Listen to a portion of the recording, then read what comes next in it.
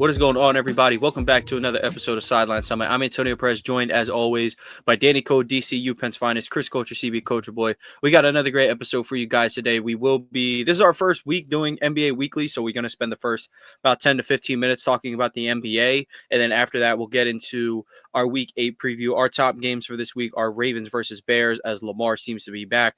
Bills versus Panthers. Panthers looking for a signature win. Bills giving them out for free. Broncos versus Cowboys. I guess, oddly enough, hottest team in the NFL versus the hottest offense in the NFL. Team, though, they could use some work. And then Packers, Steelers. Packers lead the NFC. Steelers looking to get a bounce-back win after that heartbreaker against Cincinnati. And then we'll get into our picks, our bold picks, and our lockets. But let's get right into the NBA swing of things. Let's just start. We can go around the table. What was your favorite performance, the game? It could be from a single player. It could be from a team. What was the favorite game? We start with Chris. He's probably licking his chops. Saw that parlay you hit that you didn't share. Appreciate it. Well, don't worry about it because I was only able to take $25 out of that $525 because they voided Andrew Nimbard and they said we will award the rest in playthrough money because it was a win over $300. Shoot myself. Wait. So. Yep. That was on what? That was on Better. Jake Paul's app. Oh, right. Jake Paul not Jake Paul's the scammer. He's a seller. But yes, I did win. But all right. What was my favorite game? I had 1,000 of them. I know it was only like 20. You said there's only 40 games in the season, so where's that 1,000? I liked every game. I was just happy the NBA was back, honestly. But I think my favorite game, I'll leave y'all Wemby because I know that's probably gonna be one of y'all's. I'll say Anthony Edwards game. And Anthony Edwards game because he had 41 and 5, but it was the way he got it. He made 5 threes, but also Anthony Edwards is playing pseudo point guard now with Conley still trying to make his way back and DiVincenzo being the point guard but really wanting to score more. Anthony Edwards taking on that role of playmaking even more, and I thought that was always the next step for him. Similar to Devin Booker. When Devin Booker was starting out early, he was just scoring a lot of points. And Anthony Edwards has had more playoff success than Devin Booker, up to that point when they were younger. But I always thought that was the next step for Book's game where he is now, able to be that point guard when you have another 2 or 3 around him. So that's why I looked, and that's what I seen from Anthony Edwards. And even though Gobert struggles by the rim at 7'4", he keeps throwing the ball, giving him confidence to try to make the layup. So I can respect that too because Gobert's a guy you're going to need, especially if this team's going to stay constructed the way it is. You're going to need him. So I can appreciate and acknowledge the confidence, trying to instill in him early, making sure you give him those dump offs. Where he could have still laid it up, but just making an extra play to do a dump off, stuff like that. And kind of letting everybody else cook too. Like I said, I know he got 41, but another one of my biggest gripes for Ant last year was he just wasn't passing the ball enough at the right moments. Not that he was ball hogging, but he just wasn't passing at the right moments to get people going. And that's one of my things about LeBron. Like LeBron will let everybody eat the first 2 quarters, and then now they have a rhythm so he can catch his. Not everybody's well at the same time. I think Anthony Edwards did a little bit of that. So that's kind of why it was my favorite game. Non-Wemby game, I would say, was Anthony Edwards. Yeah, and for me, my next favorite game happened last night. It was the Warriors Nuggets. And Aaron Gordon dropping 50 points. He hasn't dropped 40 points since he played for the Magic. This guy just shot 10 of 11 from 3. Is he having like a year 13 jump? Bro, the way he was making them too, bro, like contested fades, it was insane. He was going off. He was just shooting threes in the gym all summer because if the Nuggets get this version of Aaron Gordon, and this team, I'm not saying 50 points a game, but like if he could shoot 35, 38, 40% from 3 and be what he is on defense and in the paint, yeah, Aaron Gordon is a threat. So I think that put me on watch. But even more so, he did that, and the Warriors beat them in overtime. Granted, the Nuggets came back. The Nuggets had the lead, and the Warriors stormed back, and Steph was hitting answer threes with Gordon. So, like, it felt like a playoff game. And it's October 24th. So, and honestly, if Cam Johnson if he goes 2 for 7 instead of 1 for 7, the game's probably not even. They don't even get to the point where Steph even has the chance to make these daggers, dude. So, like to your point, Danny, if Aaron Gordon can shoot 35% and Cam Johnson shoots his usual 38 to like 40, Nuggets gonna be a problem all over again. It's gonna be the same. I will say, Jamal Murray plays the most annoying brand of basketball I've ever. I don't like the way he plays. I don't like the way he plays, dude. He plays like if Jalen Brunson was even more hateable. Say even more. What does that mean? Like, how do you not like Jamal Murray's brand of ball? I can explain too. I can explain my side of it, why I don't like it. Chris, you can explain it, and I'll see if I agree with you. The reason I don't like Jamal Murray's style of ball is because, and this is just not even like boomer in me, but like as a point guard, even though you have Jokic, it shouldn't always be about you. And I think the Nuggets suffers sometime because of that. Like, yeah, the two-man game is elite with Jamal Murray and Jokic, yes. But out of that two-man game, a lot of people are open. And I think Jamal Murray thinks it's like, all right, it's either me or Jokic that needs to shoot the ball a lot of times. And I think that's just a little selfish part of it. And a lot of his shots are always contested. He doesn't have to take them. But I think for real, that's really the real thing. Because he can make them, and he's 6'5", so he's gonna have a lot of advantage against a lot of guards. So I feel that. But a lot of times, like he just takes a lot of harder shots than he has to. That's my only thing about it. That's why I don't like it. There's something about the way he moves that I don't like either. He's probably one of the most aesthetic moving players in the NBA. I can't believe you said that. I don't like it. Okay, so I guess I can see the point of view of where, like, you know, he's making things a lot harder than it has to be. But I also not subscribing to the person who is Joel Embiid annoying to watch. Yes. So you don't like the dude who takes tough shots and doesn't foul bait, but you also don't like foul baiters. Do you like anything? Yeah, Shay, ethical hoops. Right. Okay. So I just caught you. You're contradictory. You don't like basketball. Anyway, I did like Chris's. I like Ant's game. Ant also said post game. He was like, Portland, no, this isn't a game like you could take off anymore. Like those dudes are picking up football. He said Chauncey hasn't picking up full court, but the dudes are picking up another court. Pay attention. But yeah, it was just, you know, and he's correct. You know, that team has an identity of defense. Offense is going to come around in hopefully the likes of Denny Advia and Shaden Sharp and potentially Poot Henderson. But time will tell on that one. Warriors game was great. Curry had 7 at halftime, and he took over a little bit. But I think if you're the Nuggets, though, in just 12 minutes, Jonas Valanciunas easily stamped himself as Jokic's best backup ever. All you have to do is go out there for 12 minutes and 12 minutes a game while Jokic gets some water and don't mess anything up, and that's what he did. You know, everyone knows he can score, he can rebound. An underrated passer. I think honestly, you can say every big man's an underrated passer, but I think he's an underrated passer. Yes. So obviously he's not Jokic. You can't go in there and run a 1-to-1 offense, but you know, you can get the big man involved in the pass game. You can get you know, he can shoot the ball a little bit. So I think that's a huge win for them. Their depth definitely showed out. I thought Brucey B looked what he needed to be in his return. Swiss Army knife. He doesn't really need to go get points. But yeah, a tough loss, but I'm excited for this Nuggets team, of course. Yeah, I would probably chalk up. Go ahead. Oh no, no, you go. I think what I would need to see is Brown and Brown minutes together. I think they need to be a little more effective because I think that could be the real like Swiss Army knife, like cheat code for them if they can get them rolling. Because then you have a lot of more offensive creation, and then Jamal Murray can play off the ball where I feel like he's best because, to your point, he's very aesthetically moving when he's not trying to play make or not having that in his brain, when he can just go score. And I think putting more people out there that can make it to where that's his only job out there is only going to be better for the Nuggets. And I think that'll unlock Jokic as a scorer even more too, because when Jokic is going offensively and you got to send 2 at him, Nuggets are damn near unstoppable. Because then it's not only just the spot up threes, it's the cuts and everything else too for Aaron Gordon and Bruce Brown and all those other guys. So, and Brown, Christian Brown. So, yeah. I would say my favorite performance through 3. Obviously, besides whatever alien tech is going down on San Antonio.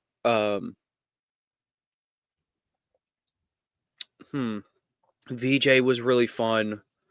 If his jumper can stay at least half as consistent as it was in game 1, he's going to be a immediate threat to the NBA. Man, I'm really trying to. Şengün was awesome. He was amazing, and if he was even a third of this level of size up score in games 6 and 7 in the playoffs last year, they probably win. But he wasn't able to be that kind of go-to scorer for them. But he was awesome in this game. OKC seemingly cannot play a normal game. You know what? Here's who I'll give my favorite performance to. I'm going to give it to Benedict Mathurin and Jarris Walker. They played awesome last night. Jarris Walker, when coming into the draft, I was like, okay, he could be this cool little like superstar role player, maybe like a little Draymond. Nah, he was taking dudes off the dribble and hitting fadeaways. So I'm excited to see, how much they can get out of him, what they can grow with him while the touches are going around. And then obviously Benedict Mathurin was awesome. He was awesome last night. I think maybe we had our eyes set to the wrong most improved guy. Like he could easily win this award, and it might not be Nemhard, but those obviously, long season, but was very pleased with their performance. Yo, could Wemby Bashay's win a most improved monster. and MVP? No. Nope. He's got to win one or the other, like John Morant that year.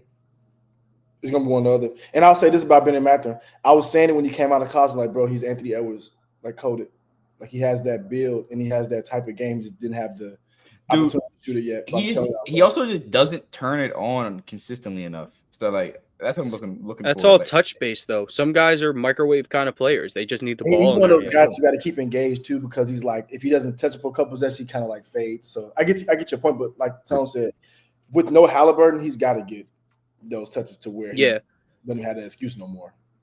Yeah, and with Pascal being like the main playmaker here, he's like the most unselfish score first person ever. Pascal, it's never been about, getting 25 a night or whatever with him. He's going to do his job, but now that he knows that he's the primary playmaker for the team, he knows he's got to rely on Ben Mathurin. He's got to rely on Jarris Walker, Andrew Nemhard. Ben Shepherd was huge last night. Couple of huge offensive boards. Unfortunately, it didn't result in a win. But also shout out to AJ Mitchell. He played awesome last night. He was amazing. Very disappointed with Chet. Like, this is supposed to be the stretch of the season where J-Dub's out. I have once vouched for Chet being the second best player on this team last year before the playoffs. This is supposed to be your time to potentially stamp that or show that you are a number 2 caliber guy, and he's not taking advantage of it. He goes quiet for quarters at a time. He goes too many possessions without touching the ball. Now, mind you, the guy touching the ball first on every single possession is one of the 3 best players on the planet. But you could take some burden off his shoulders. I don't know. If I had to guess how many times he drove to the paint through the first 2 games, like on average, I'd assume he has like 30 to 35 drives a night. Like that's insane. That's a lot on the legs. So expecting more from him. But yeah, let's get into the week 8 preview. We can start with Ravens versus Bears. Huge weekend for Chris. His favorite team facing the hometown Chicago Bears. And Lamar is seemingly back. He's been limited at practice the past 2 days. That's usually a good sign. So did we how did we I guess let's talk about the game first. Chris, do you see any world where they make it easy in Lamar's return offensively, maybe dial back on the quarterback plays? Do you see him potentially limiting himself in the scramble game, or how do you see Lamar playing? Well, I want to say first to limit him. How do you say hell no in French? Hell no. Wee. No. And you know why? It's no time for holding back. There's no stopping us now. We're on the move. We're You ready? Very bad football team right now. And we start Daniel on our right side of our line. So there's Bon Sang Nan. Great. What Danny Hell said. nah. Bong Sang Go Nan. Chargers, go. And say one more time so I can get it right. Bong Sang Nan. Bong Sang Na. Go Chargers, go. But yeah, what I think, honestly, I think it's a heavy dose of Derrick Henry. And the reason I say that is because, like, with Lamar coming back, it's like, all right, it's time to get Lamar going. It's the perfect time to sneak in a Derrick Henry 20 rush, 120-yard running game. He hasn't had one. And I think the Bears defense will be one you can do that on. But also, too, I can see a game where Lamar and Zay get some hookup. I think Zay's been really quiet this year just because, obviously, Lamar's been out. And Cooper Rush actually blindfolded when he's playing football. So that's something I would think to see. But I just think I'm going to see a well-rounded game. Win or lose, I think the game's going to be well-rounded, like a good mix of run and pass. But my hope is that Lamar goes back to being special. Not saying that he's not special anymore. That's not what I'm saying. I think Lamar does a lot of things that kind of limit himself from being special sometimes. Like he tries to not run more times than not because whatever reason. I just want to see him do more of that. Like you said, to your point, do a little bit more quarterback design runs, more read options, more scrambling more, not just to pass, but scrambling to run too. So I'm looking to see a little bit of all of that because I don't think the Bears defense is that good. They're solid, but I think missing Jalen Johnson is a big deal. They've been good without him, but I don't know. I think it's a game you can see a well-rounded game from the Ravens. Yeah, I would agree. I don't know how one sneaks in a 20 plus carry game for Derrick Henry, as you said, but yeah. But on the flip side of things, the Bears have won 4 straight. Rattle them so off, Danny, man. how do you think they go about containing Lamar? I guess more importantly, how can they? This defense is banged up and it hasn't looked good even when it is healthy. How can the Bears use this opportunity to continue to grow into this Ben Johnson system? You know, this Bears team really hasn't had a signature win aside from that Cowboys game, and that was without CeeDee Lamb. That was when the Cowboys were figuring it out without Lamb the first time.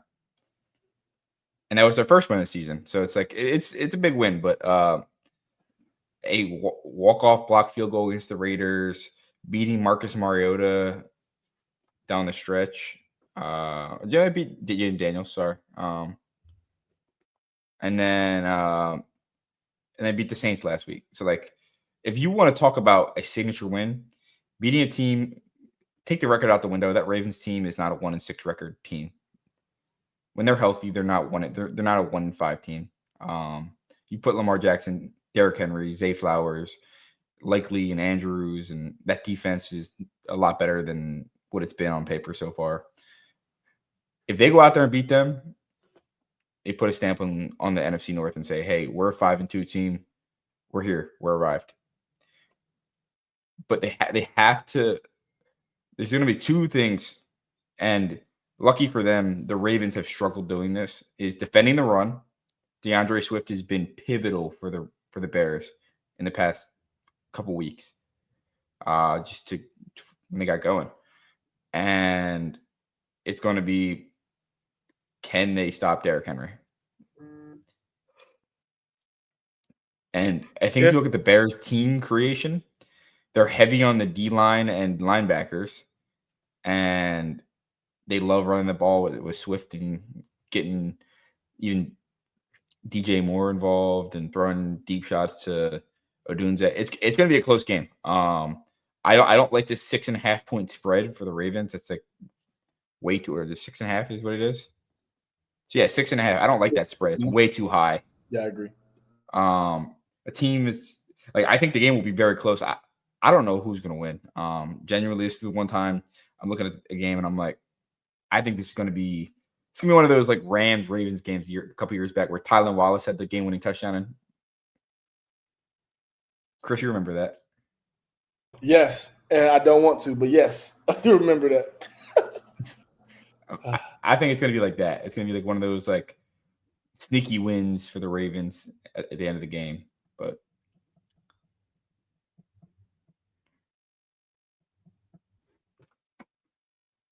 Yeah, I can see this. I can see this game being pretty good. Obviously, all depends on how the Ravens' offense looks with Lamar, who has been, out of the mix for a couple weeks. Did you guys want?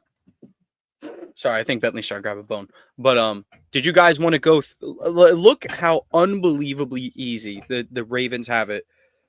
I guess after this game. Well, even if seemingly, even if they lose this game, let's say they're 1-6. Here are their next couple opponents. It's Dolphins, Vikings, Browns, Jets, Bengals. That's their next 5. Don't sleep on Bengals on Thanksgiving. Lamar against that defense.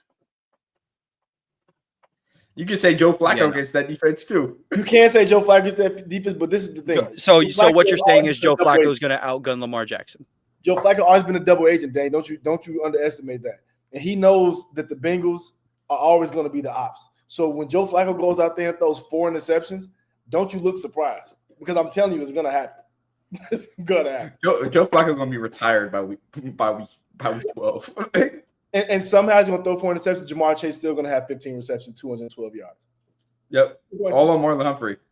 Everybody. He can't do shit. He can't do Jamar shit. Chase No. actually hates the Ravens, actually. And I He know. does. But anyway, Yeah, the point is that they could realistically go 5-0 in this stretch, and they'll be right back to 6-6. Even if they do lose this game, if they win this game, they'd be 7-5, and they're right back in the mix.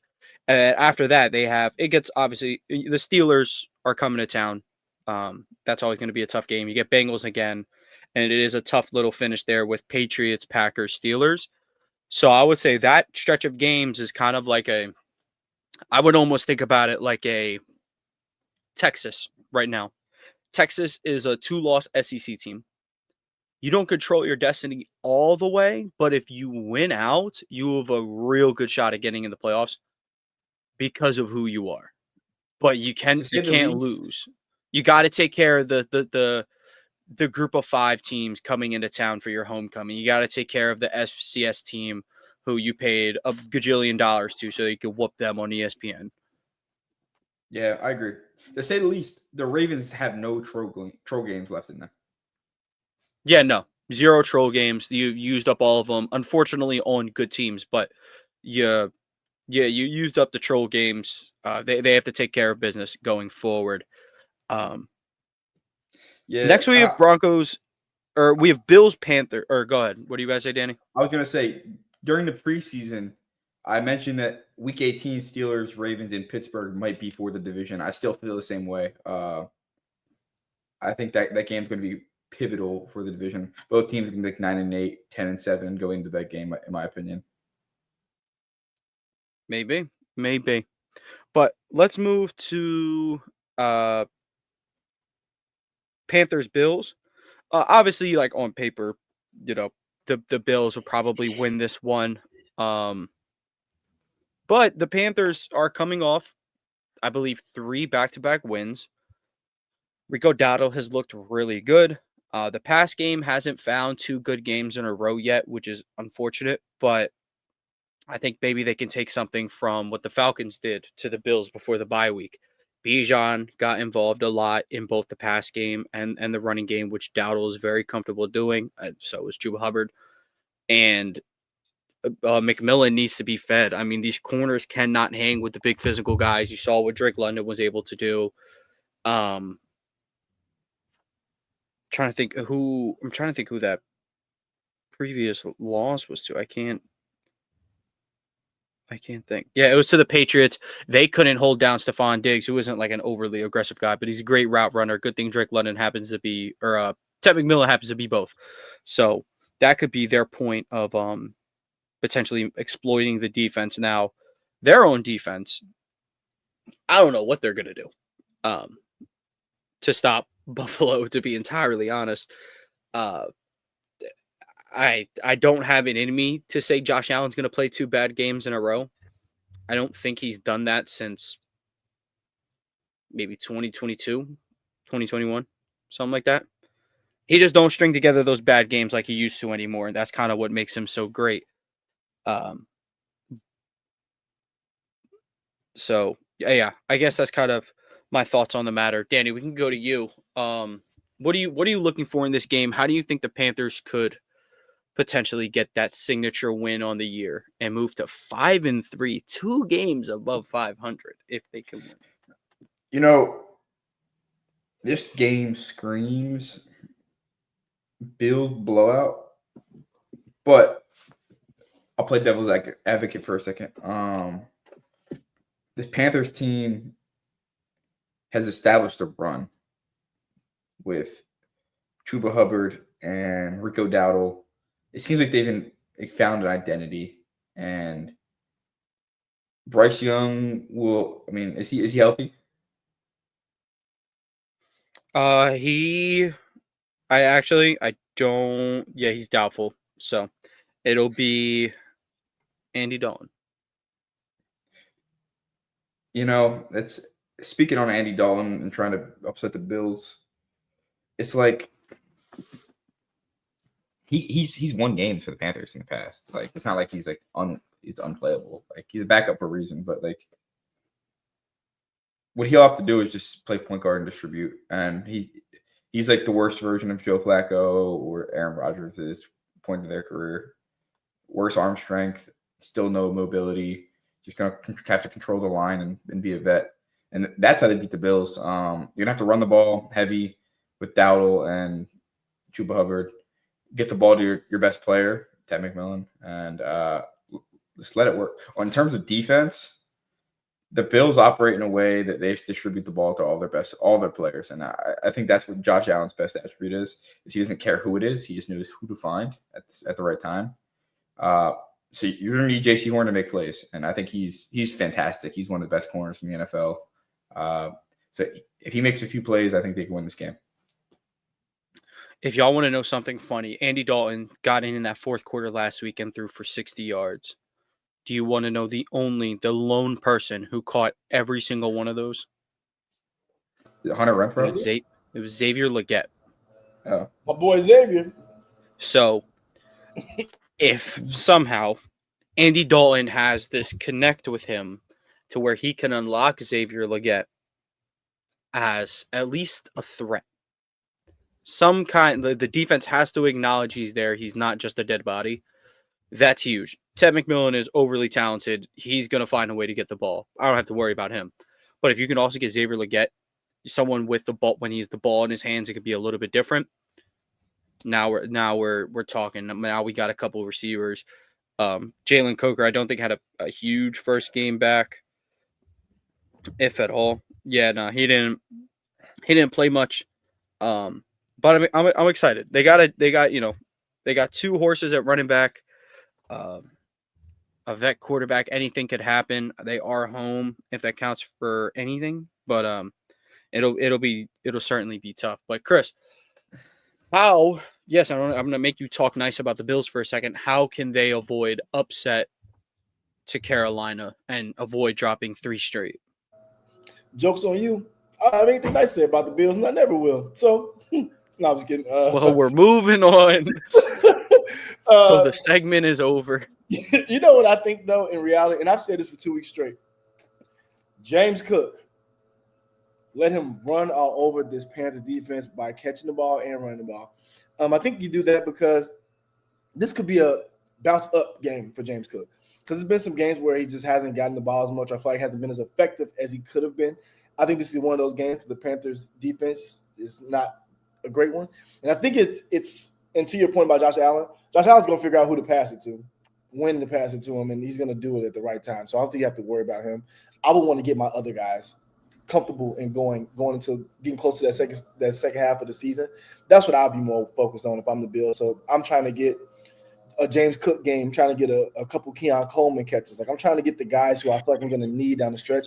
I feel like this is a get them going game where it can still be close-ish, but they still are the biggest factors in the win and kind of put some of their confidence in them. So that's kind of what I see going. Because, yeah, I know Josh Allen can go out there and Superman it. I've seen him do it against good teams. So I would rather them try to spread the wealth to the guys that they're going to need to come along with Josh Allen and Khalil Shakir, Kincaid, when the time comes.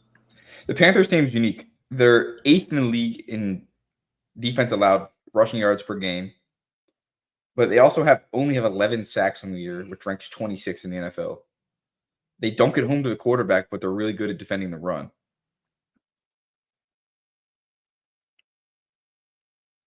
Super Some strange. guys have. Okay. A big piece of this. They have Nick Scoria. Awesome. A&M legend, great in the run game. I think he has like 2 sacks in his 4 years at A&M. Yeah, they called him Jadeveon Clowney 2.0. Yeah, not nearly the college player that Clowney was, but hey, we'll go with it. Here's a little fun fact about the Bills. The first 2 names that when we talk about the receivers, it's always Shakir and Coleman. Shakir's 273 yards, Coleman is 237, but Josh Palmer right there with 234 on 10 less catches than Coleman. So he's been a decent little intermediate to deep threat for them. Then after those 3, it's a huge drop off, as it usually is with Curtis Samuel, man. Curtis Samuel has 35 yards on 3 catches. But I swear I thought he had way more than that. Not even joking. I swear I thought I hear his name way more often. I don't know why I thought I hear his name. He probably gets targeted more. And to be entirely honest, he had a catch against New Orleans, and he had 2 catches against New England, and he's been irrelevant in every other game since. So, but he is always Shout that out first game DeAndre to Jordan, pop up. man. Isn't that funny? DeAndre Jordan to the Pelicans. They're certainly doing things down there. I am interested, only because I'm happy my Twins back in the league. Yes. Another year trying to be a He going to be playing less minutes than Kevon Looney, bro. He might not even play. He's going to be out there to show E. Misi how to just jump, catch the ball, dunk it. Only thing he's there for. He's going to be Zion's mentor. I'm out, man. On Madden, Calais Campbell got that mentor tag. That's what DeAndre Jordan got over there for Misi, mentor. Not even mad at it. But let's go to Cowboys versus Broncos. Cowboys are 3-1. This is the perfectly mid-season to describe what their team is. Their defense, horrible. Offense, probably the best in the league, to be entirely honest. Dak has 1,800 yards, basically 1,900 yards, 16 touchdowns, only 3 picks. Javonte Williams has been great. Brandon Aubrey is by far the best kicker in the NFL. Pickens has been great. CeeDee Lamb in the games he's played has been great. Jake Ferguson is back to establishing himself as an elite tight end. Sadly for them, there is 2 sides of the football. The Broncos are 3.5-point favorites, and they are home, and they are coming off 2 thrilling wins. 2 of their last 3 wins have been I guess the Jets was anyway. They're coming off 3 straight wins, 2 of them being absolutely huge. Chris, I'll start with you on this one. Who do you think needs this win more? On one hand, you have the Broncos who are 5-2, but the Chargers are now 5-3. If the Broncos lose, Chargers jump to first place.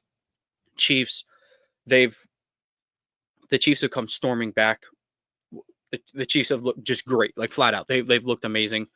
And then on the Cowboys' hands, hey, the division's not too out of reach. Philadelphia has shown they're vulnerable. Of course, they had that great game last week with Jalen Hurts having the perfect passer rating and AJ and Smitty being fed, but they're vulnerable. They can lose games. They aren't exactly Superman, despite what their roster says.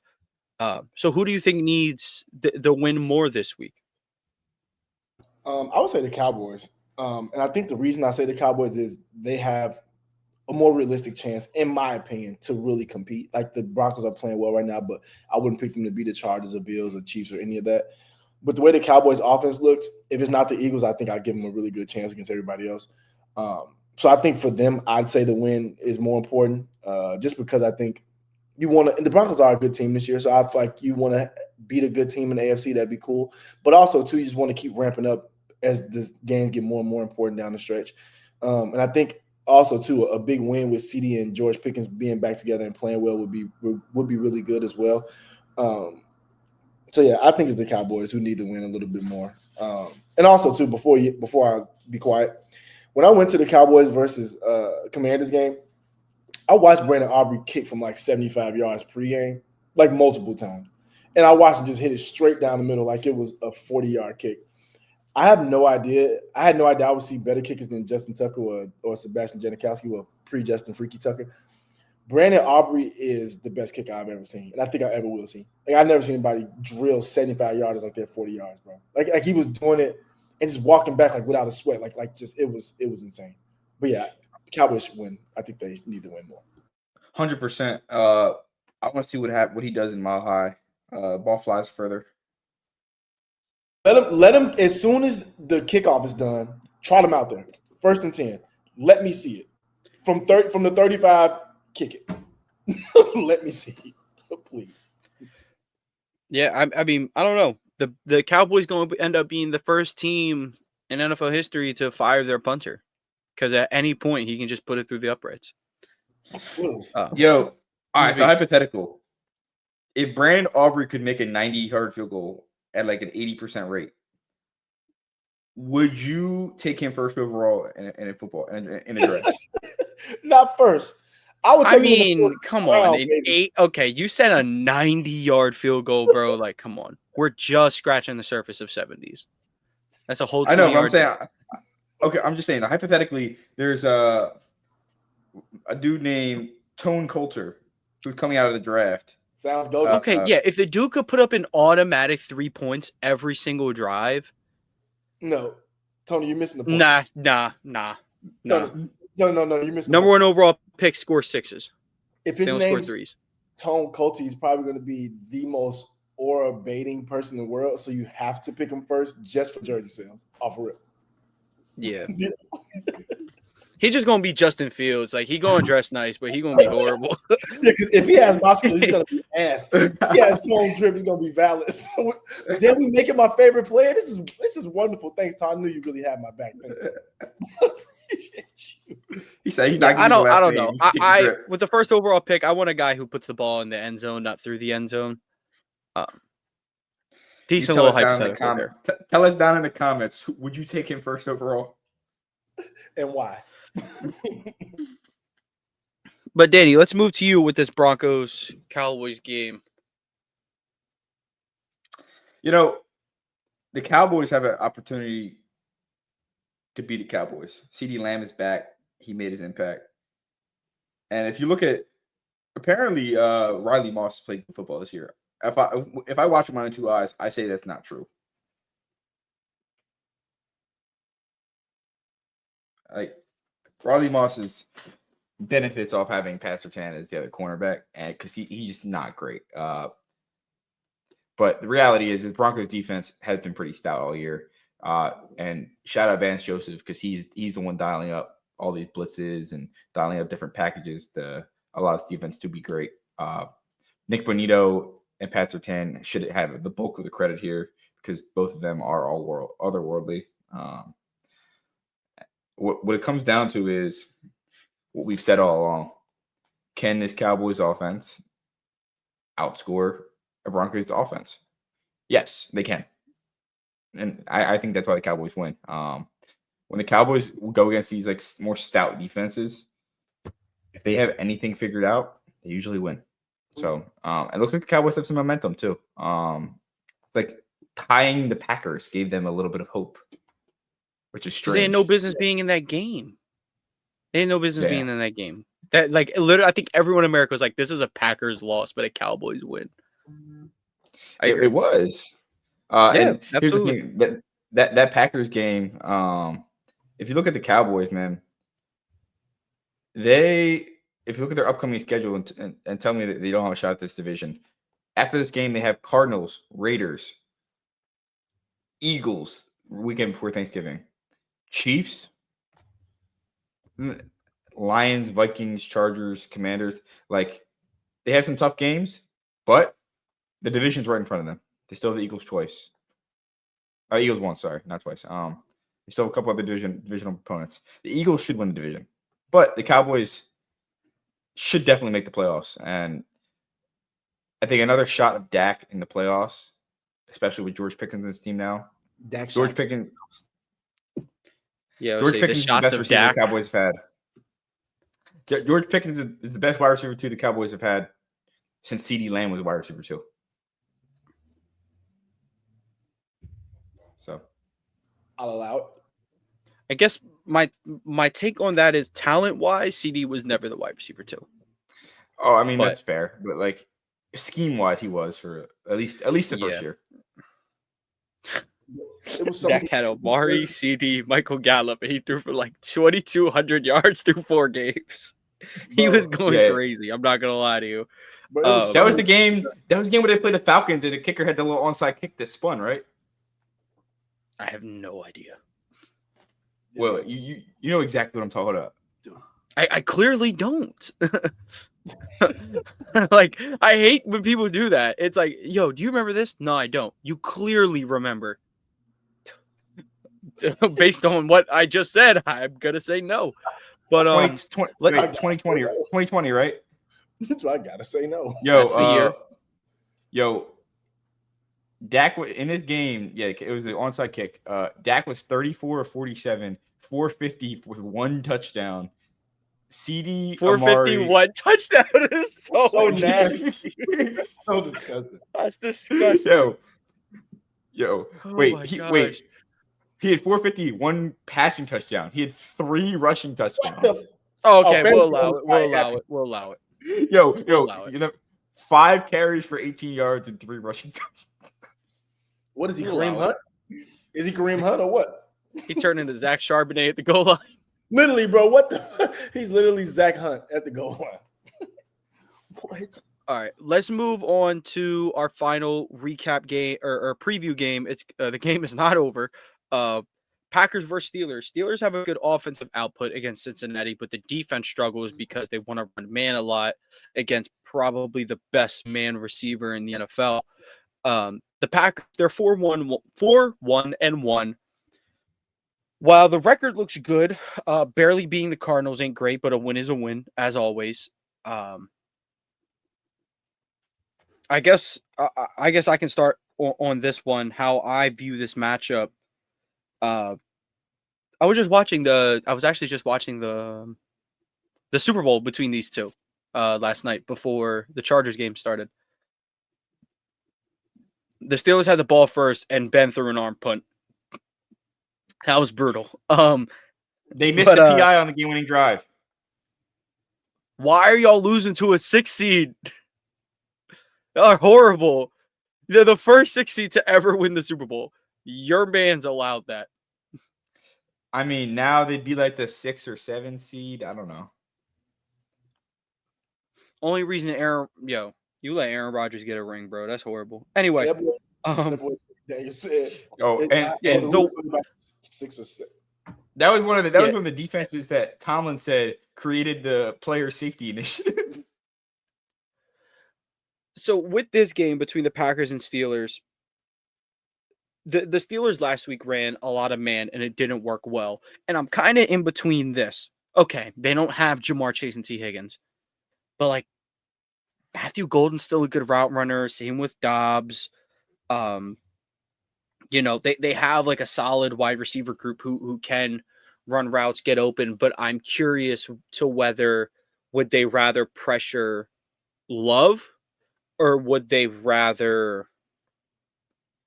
I guess, sit back and make them beat your zone? Danny, what do you think the Steelers defense is chalking up this week? Terrell Austin, I think he was involved with the NBA gambling allegations because he's going to prison, I heard.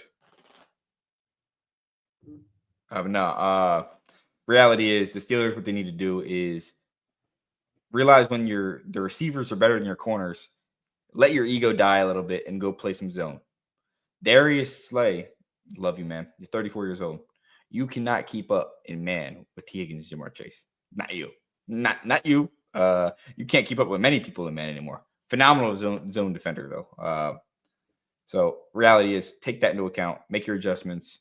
And they did actually adjust at half. It didn't seem like that, but the Steelers did make adjustments at half. It was just almost too late. Jamar Chase had what I call a flow state going. So don't let a rookie receiver get into flow state and you'll be all right. Yeah. Other side of the ball, though. The Steelers have to worry about Michael Parsons. All right. How exactly do you think they go about? Because last week, the tight ends were eating. They were terrorizing those linebackers. Do you think they You know, they might have a similar approach, or do you think they try to attack the Green Bay secondary I with think they're going to try DK attack. and whatnot? I think Calvin Austin's going to be back. I think Darnell Washington's going to be heavily used in this offense this week. I think he's going to be chipping Micah and getting out into the flats often. And I think he'll oftentimes big brother Micah Parsons because Micah's always the speed guy. He has the ability to power rush, but I think he does struggle sometimes with these larger offensive tackles that can move a little bit. So, and like I said, I just called Darnell Washington an offensive tackle because that's what they refer him to on TV. Talk to him like he's an offensive tackle. But nonetheless, what they have to do is get the ball out quick. Run these. You want to establish the inside run against this Packers defense. Take off, let Warren and Gainwell get up in the middle, and run these screens. Kind of run the crossing routes. Rodgers knows what LaFleur wants to do. He played under him. He knows how he wants to operate a team, how to attack zone. And the same way, LaFleur knows what Rodgers likes to do as well. So it's going to be really fun to watch. And the NFL fucked up by not putting this game in Green Bay. I know they don't really have a say of where it's home or away, but if they put the game in Green Bay, it would have been so peak. Yeah, I hear you. Chris, what do you think about this matchup? I guess who needs to win more? How exactly should the Steelers go about their offense with an old man back there? Danny suggests obviously Darnell Washington, which is a good idea. But wanted to hear your thoughts. Huge man, as they say.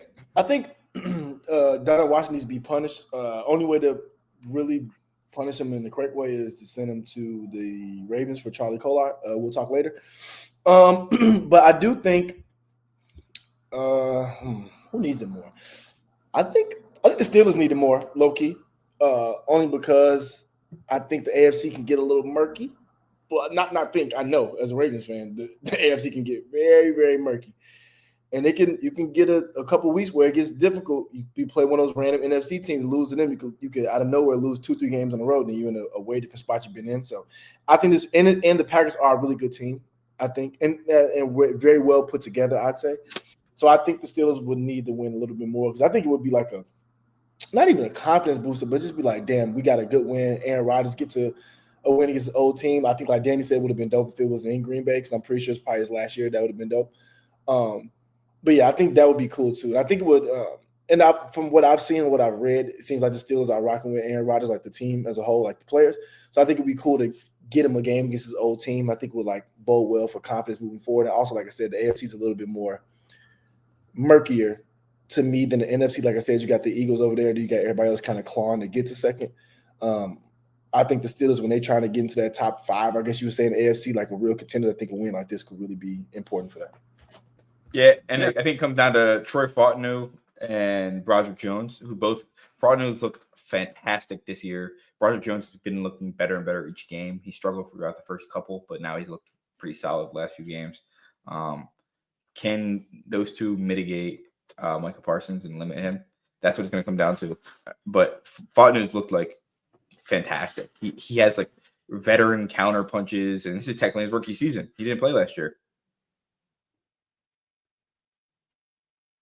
Yeah, they're slowly getting their offensive line together. If only their quarterback wasn't a statue for the guys. But yeah, let's get into our game picks and then bowl picks, lockets, of course. Let's start with our game picks. Last night, obviously, it was Chargers-Vikings. Me and Chris picked Chargers. Danny picked Vikings, which closed the gap between all of us even more. I believe I'm 2 games behind. Chris is 1 game behind. But let's start. Dolphins at Falcons. I have the Falcons. Yeah, I got Bijan and company. Yes, sir. Sweep. Jets at Bengals. I got Bengals. Is Justin Fields starting yet? We don't know who's starting. If I say yes, does that mean you'll pick the Bengals? No, I'll pick the Jets if Justin Fields is starting. Come on. Since I don't know yet, I'll go with Ravens legend Joe Flacco and Jamar Chase. But Justin Fields is starting, I agree because Fields eats against shitty defenses. See, Danny even agreed with me. Don't you piss on my parade, Tony. I watched your eyes go up. You started to grin, and I see your face right now. Justin Fields eats against shitty defenses? You sit this out. No, Danny, wait. Don't you answer. So what was last week? What was last week against the Panthers? An anomaly. Good defense. An anomaly. Jason Tatum. They're not a good defense. It was an anomaly. They have two good players on that side. It was a JT. That's one more player than Stop you talking, need. bro. Just stop talking. And then wait, Tony. Before you finish, you won't do that to me when I have to watch Cam Reddish's games at 3:00 in the morning because he's playing in Bayern. You won't. You don't have to do anything. Wait. No, wait. I got one more, and I can't even watch Bobo because Bobo's about to go to rehab because he's been doing too much lean. And you're gonna do this to me over Justin Fields? At least he's still able. I'm sorry you pick your favorite players off aura and aesthetic, bro. What I'm sorry. Pick off of? Skill? Boo. How good they are at the sport, maybe. I'm so easily tricked. I've been tricked. I've been bamboozled. You were right with that LeBron guy, though. He's pretty good. I've been right a lot of times, but boy, when I told people Cam Reddish was going to be the best player out the draft, I was like, between him and John Morant, and now he's not even in the NBA. I said the same thing. I said this one against Spencer Dinwiddie. Are you kidding me? Him and Dinwiddie are going to have matchups now. Shoot me. Dinwiddie's frying him, by the way. Hope you know. Get ready for this punk belt. Schedule. Who's next? I won't even acknowledge it. I won't allow it. I actually won't. I'll ban the statement. Right. So we all have Bengals, correct? And we should have Bengals regardless who's at quarterback for New York. Unfortunately, since Justin Fields has neither been confirmed nor denied, I have to roll the Bengals. Unfortunately. Yeah. Browns at Patriots. I have the Pats. I don't know. Browns beat two of them, so they obviously won't beat the Patriots. Let's go Drake May. Got Patriots. I think go Drake May go. Yeah. I mean. Me riding. Anyway. Giants at Eagles. Surely the Eagles will act like a normal team this week after that great performance. Jackson Dart's first game in his hometown, and he loves Philadelphia. He likes the Eagles. This picture of him with the Eagles hat. Yeah. Loses about 21. Eagles. Oh, it's Saquon Barkley Day. That's what it is. Saquon Barkley forgot to play football. I'd appreciate that. It's Saquon Barkley Day. And it's I'm going Eagles. Saquon Barkley. Kevin Petula forgot Saquon Barkley was a football player, you mean? He be giving him the ball.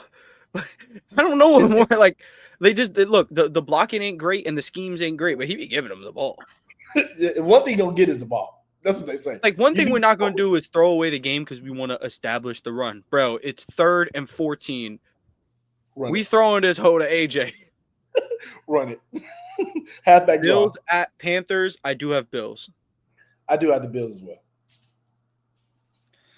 Yeah, give me the Bills. We have not disagreed on any yet. This is a weird week. It's not good. Bears at Ravens. I'm going to take the Bears.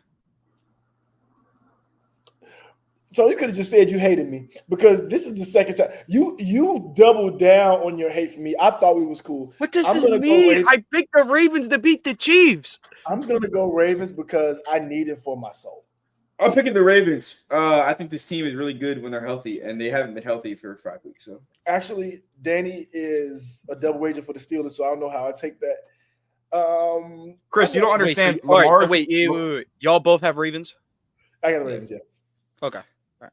Lamar is one of my favorite quarterback like players in the NFL. But your favorite team is the Steelers, and it would be better if we were to lose. So you use reverse mind control psychology. I don't know. Dak's one of my favorite quarterbacks, and I'm an Eagles fan. But I'm a lot more like NFL fan first, I feel like, than most people. That is for me low-key. Like, I'm a Ravens fan first, then like directly after NFL. Like, all my favorite players are on other teams, honestly. TJ Watt, yeah. Niners at Texans. I have the Niners. I have the Texans. Oh, that's a tough one. That is kind of tough. I think I'm tired of picking against the Niners, dude. They just be winning.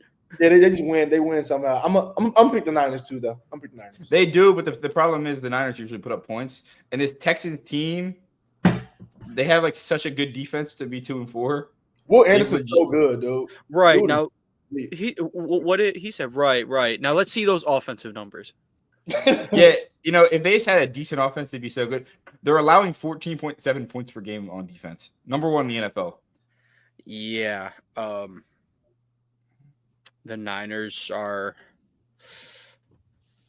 can score more than 14 if that's what it takes to beat them. I think they got it. So The Niners offense is 23rd in points per game in the NFL. nice.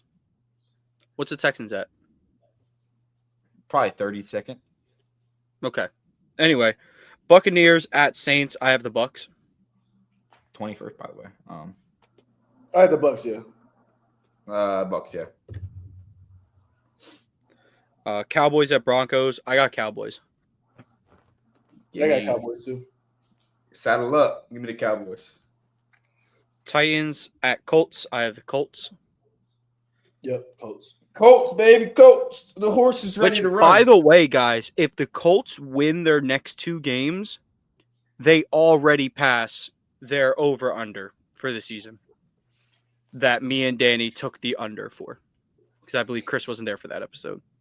Surely Chris would have picked the over. Yeah, but I was definitely going to see Daniel Jones starting and pick the over. Duh. Yep. To be fair, we thought Anthony Richardson was starting when we picked him, so could never pick the over on that. I don't think a starter was announced. Yeah, I guess we did assume AR was going to start though. Let me not say AR. That's the shooting guard for the Lakers. Anthony Richardson. Packers at Steelers. I got Green Bay. Oh, yeah. Shoot. Michael Parsons is playing football, right? He's going to be out there? Yeah.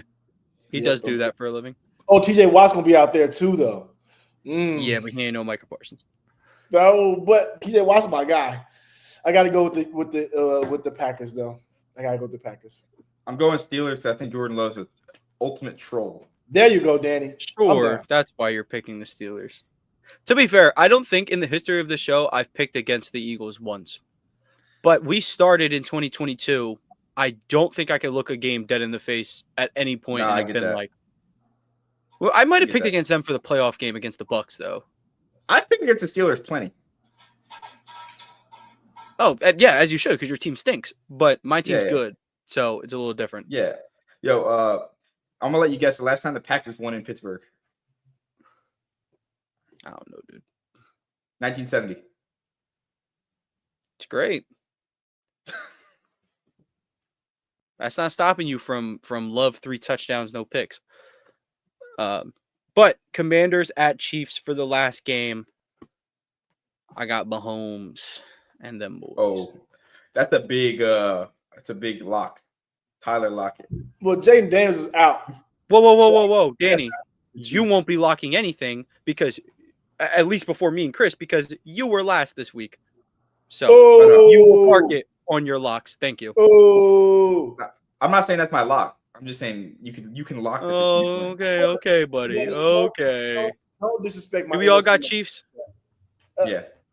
Maybe yes, but don't disrespect NFC Lamar. He got the same ability to get hurt. Every time he falls down, probably going to the sideline. But that's my guy. All right. So that brings us to our bold picks lockets. I had the best record. Chris was behind by a game. Danny behind by another game. My bold pick will be the Bears. They are underdogs in this game. I do feel comfortable. Sorry, excuse me. Had a sneeze on the way. Had to get rid of it. I'm picking the Bears for my bold pick. And then for my lock, I'm going to go Falcons over Dolphins. There was a couple weeks ago where the Dolphins, their offense looks great. Tua was making plays out of structure, and I was high on them to at least maybe get back into relevancy. Not going to happen. I'm going to go with the Falcons, have a bounce-back win after their loss to the 49ers. That puts Chris on the clock. Okay. So for my lock, I'm going to go Bills over Panthers. And for my bold, damn, I didn't pick him in my thing. I really want to pick him, though, for my bold pick. Would it be such a contradiction? I mean, I can always go Jets. back and change your picks if you want to pick the Jets, but Are the Ravens under? No, the Ravens are favorite against the Bears. they favored by a touchdown. Yeah. Oh, you know what? My bold pick is Browns over Patriots. That's what I'll do. Browns over Patriots. Yep. Do you want me to? I'll say, do you want me to change that in the picks or what? Yeah. All right, fine. All right, It's so all right, got, stupid. If you want to do that, go ahead.